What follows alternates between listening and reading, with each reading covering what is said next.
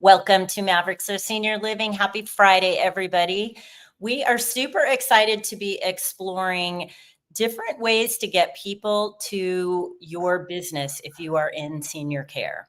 And it's not always your traditional way, and the way you think about it is not always the way that it actually works. So we're going to dive into that with our amazing guest, Welton Hong from Ring Ring.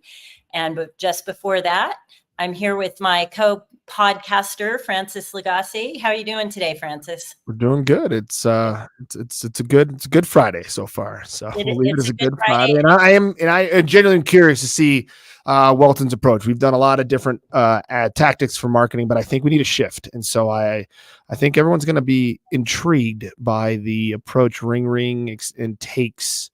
So stick with us as we kind of venture down this rabbit hole of sales and marketing. And there's some really impressive things that Ring Ring does that I haven't seen a lot of other people. So stick with us after a brief message from our sponsors.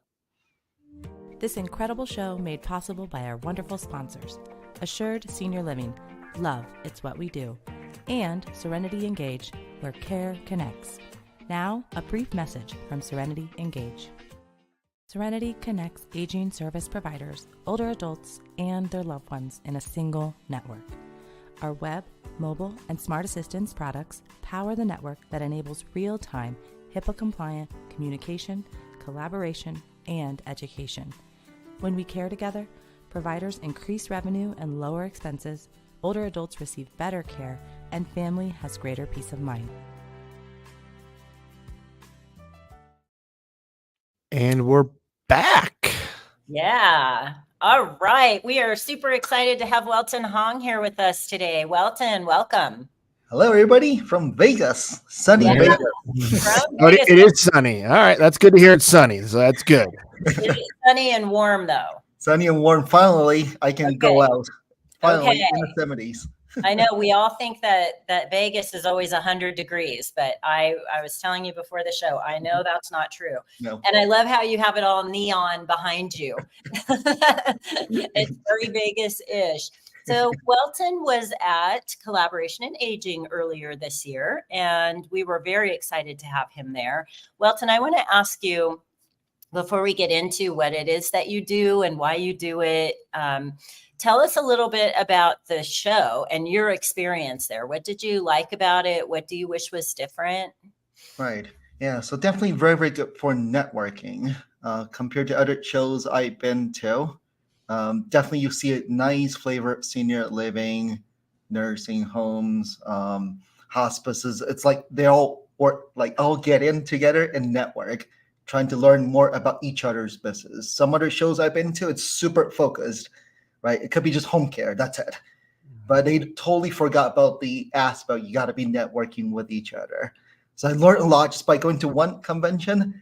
Get to learn so many things, how they all collaborate together. Now that's why I love the name, Collaboration Aging, because you got to be collaborating with each other.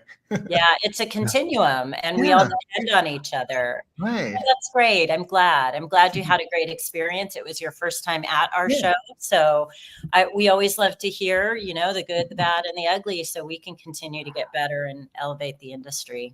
Love it. So Welton, tell us about you. So came from a nerdy background. I used to be a nerdy background. Our favorite kind. Yeah, so I used to be in Silicon Valley, used to manage teams of PhDs in R&D environment at Intel, Oracle. That was fun. Worked on Pentium chips, worked on supercomputer chips. So that was my previous life. Wow. Okay. All right. In the hardware space, right? Hardware and some of the software space too. Sounds like. Exactly. Okay. Right, and then kind of ventured off into doing digital marketing. Not buy. It's kind of odd. I bought my house back in 2010 in San Jose. I'm a nerd. I hate handy work stuff. I'm not good at anything handy. So don't call you to paint the bedroom or fix the flooring or the faucet. Okay, gotcha. That's not me. So started going online to look for contractors. And the contractor I hired was sharing with me that his business used to do outrageously well in the 90s, well into mid 2000s, just by advertising in the print yellow pages. That was it. So easy back then, right? Maybe tweak your ad to be larger size, better ad copy. Yeah. Many of them changed their name to be AAAA. Right. Right.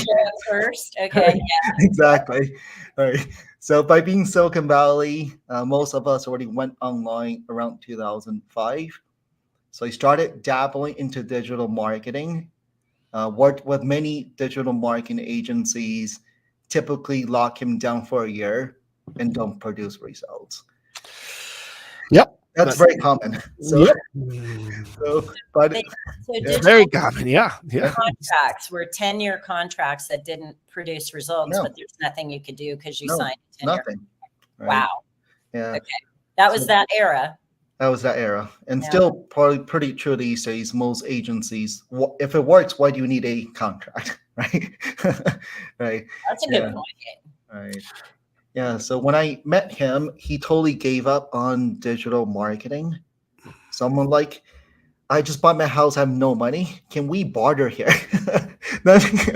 So can you help me remodel my house?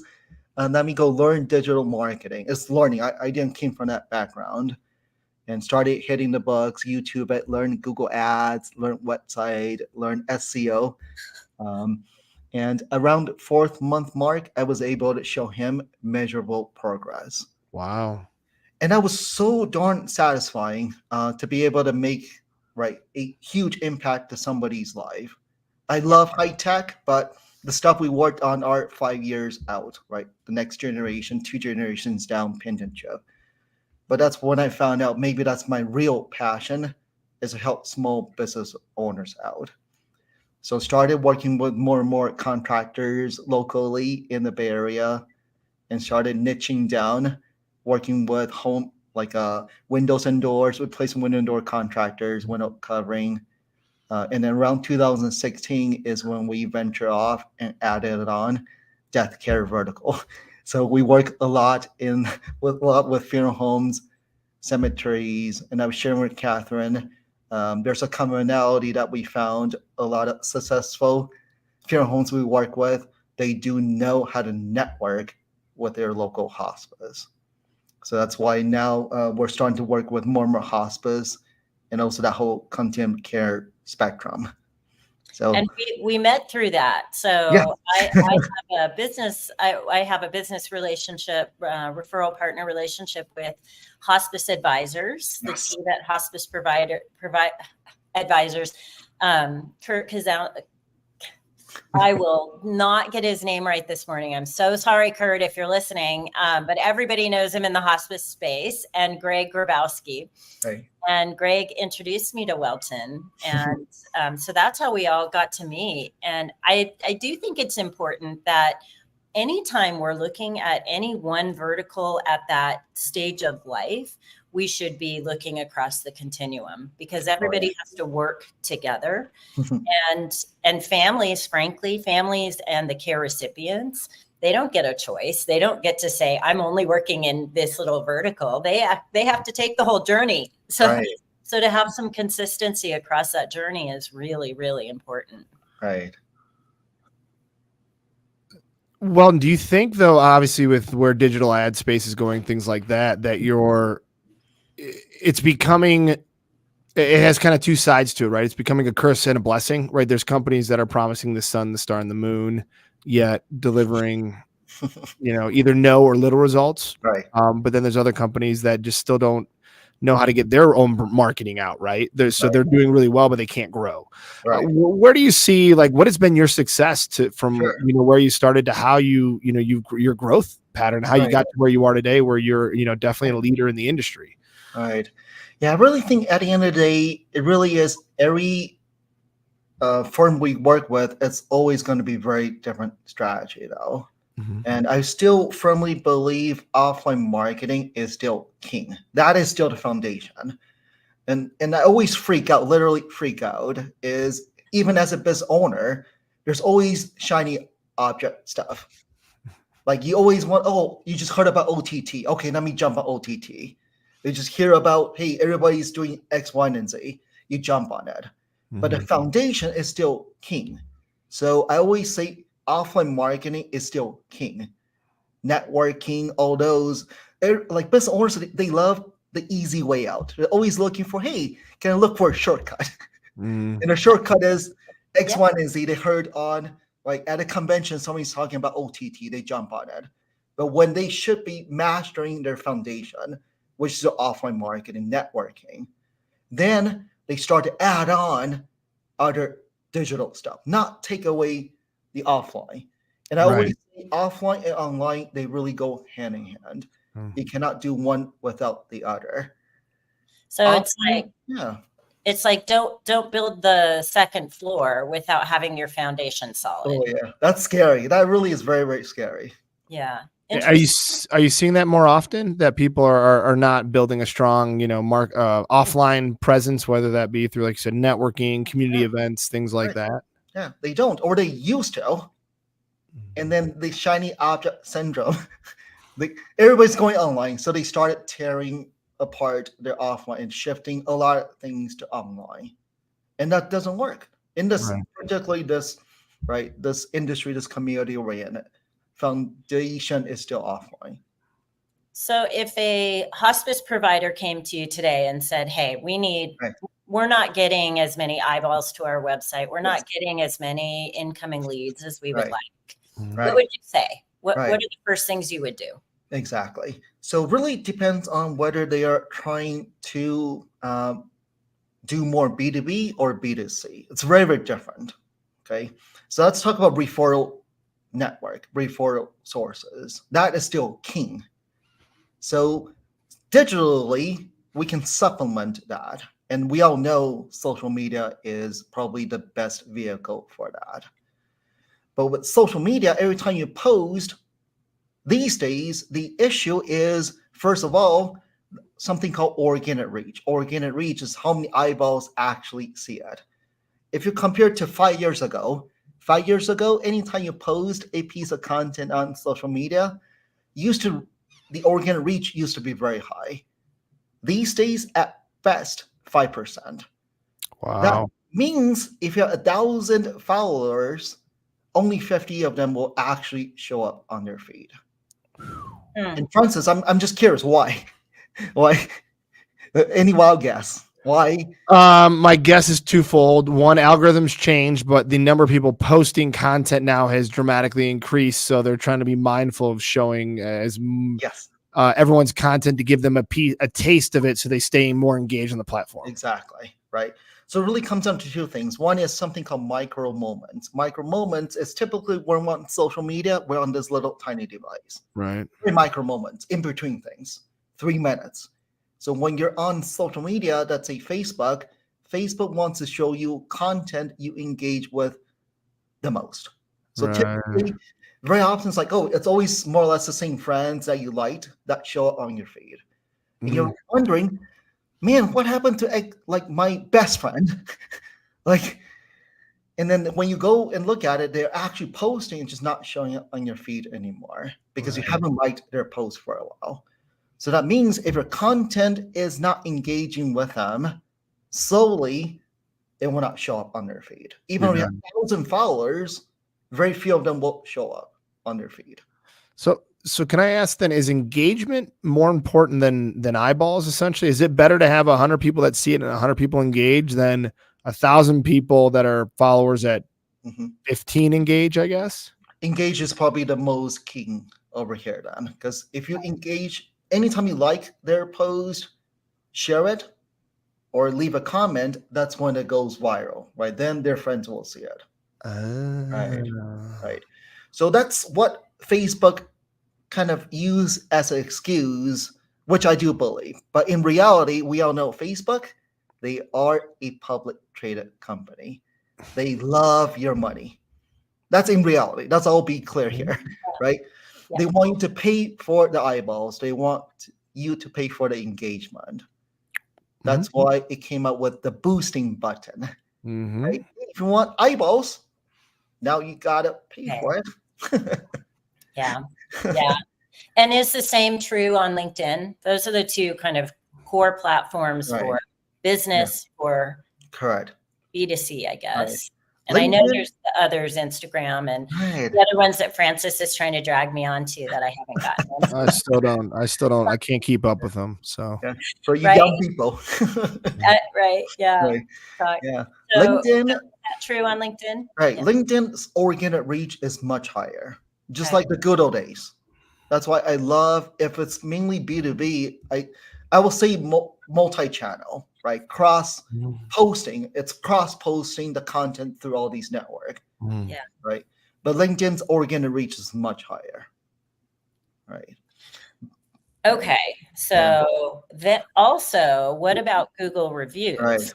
yeah, I was gonna say let's kind of dive in because I feel like for us in what we do with assisted living, memory care, and the brain injury, Google is where it's really at for us. Exactly. Yeah, I mean, I would say we have like Facebook and Instagram are kind of where you're building for us. My perspective, and this is very elementary, is it's more of a pre-engagement, Exactly. right? It's more of a teaser of like getting people to be curious about what we do, who we are, what we do, but it doesn't really drive, necessarily conversion to a tour or a qualified sales lead. Exactly. We really see the Google side of the pay-per-click campaigns, the maps. Our Google My Business has been really interesting to see how that's evolved. So yeah, could you dive a little deeper into that aspect of it? Definitely. Yeah. So typically, if somebody does not know a assisted living community nearby, they're going to Google it, right? Even it's a referral. They're like, hey, you should check out this, right? Assisted living. Then they will Google it. So Google is where they actually start to do their heavy research. Right. So these days, for fun, if you just go on Google with your tiny little phone, that's what most people do anyways with your phone. Google assisted living near me. What you will see are 3 distinct sections on Google that you can market yourself. Right at the top are Google ads, right? Google loves money, just like Facebook. They all love money. They're a business, so Right? you can't fault them. So right at the top are Google ads. Right below that is actually my favorite section of all. What Google does is it will rank 3 of the best assisted living nearby. And I'll come back to how Google ranks it. Okay. And then right below that is going to be organic. Organic is, historically, you might hear people call this SEO. It's search engine optimization, boosting your website so that way you're on the first page. So let's talk about Google Ads first. If you look at Google Ads, Google loves money, by the way, right? I keep on saying that, but it's always showing up right at the top to encourage you to click on these ads, the families to be clicking on these ads. So even if you are ranked locally in the 3-pack or organically, your competitors can easily come and buy ad placement above you. And you are seeing more and more corporates doing this, right? Obviously, right? And you see caring.com, A Place for Mom, all of them are buying ads, and then nothing wrong with that, right? But they know buying traffic works. Yeah. Right. And can I interject real quick because we've done a decent bit with it. We have seen almost like a 3x increase in the ad spend by caring.com and A Place for Mom in Denver on the pay-per-click specifically, and they are driving the cost of a pay-per-click up. It's crazy. Oh yeah. Crazy. Right. Guaranteed it's gonna go up every year. Yep. Right. Until to a point where it's not economic anymore. Right.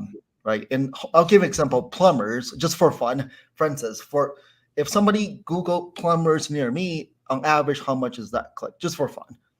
$350. Not yet. Lawyers probably. They're probably about 125, I'd guess. Yeah. So plumbing, depending on obviously the plumbing service, typically it's starting at $25 already. Way less than what it does for senior living. I'll tell you that in Colorado. Way less, right?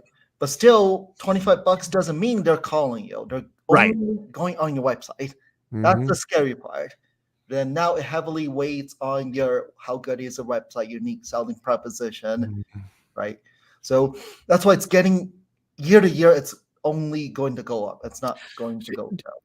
Do you think with that, the ad component, obviously you want to show up in the top 3, right? So you're going to pay for that, per click. But do you really think a lot of the websites, especially ones I've seen for some of these, they're just not, once they get to that landing page of that, it's just not engaging enough, right? I mean, are you seeing that as a challenge? Right. So it's not hard to buy traffic, right? But it's really the conversion we're all after. So once they come to your website has to really be dialed in, right? Who you are, what you do, how you're different, right? And really looking at Google Analytics and see where are people going. Are these turning into form fields? Are people calling? Mm-hmm. So the website really, at the end of the day, is the most critical. Even referral sources, eventually they all come to your website. If your website is lousy, then it won't convert. So it really depends on your website. Interestingly, most other industries have this really dialed in. The senior care continuum space just hasn't really done that yet for whatever reason. And people are beginning to look at that now because a place for mom, caring.com, they're great, but they're driving up costs for everybody in the industry. Let's be honest about that. So it's far better for someone who's looking for care to go directly to some local resources if we really want to contain some of those costs. And, SEO has been around forever.